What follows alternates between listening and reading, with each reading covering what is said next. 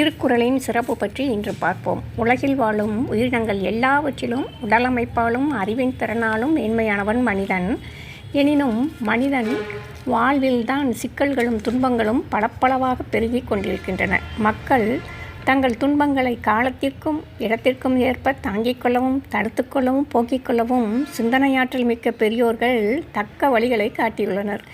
எல்லா காலத்திற்கும் எல்லா இடத்துக்கும் பொதுவான அடிப்படை அறங்களை சொல்லும் நூல்கள் உலகில் மிகவும் அரிது.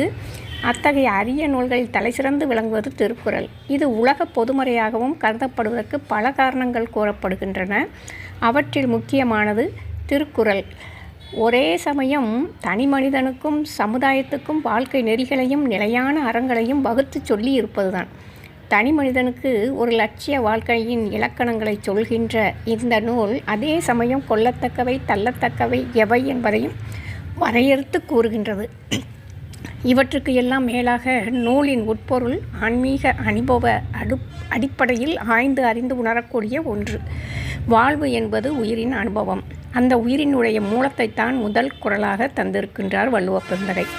குறுகிய வெண்பாக்களால் ஆகியதால் குறள் என்னும் பெயரை உடையது. அதன் தெய்வத்தன்மை பற்றி திரு என்னும் அடைமொழியை பெற்றது.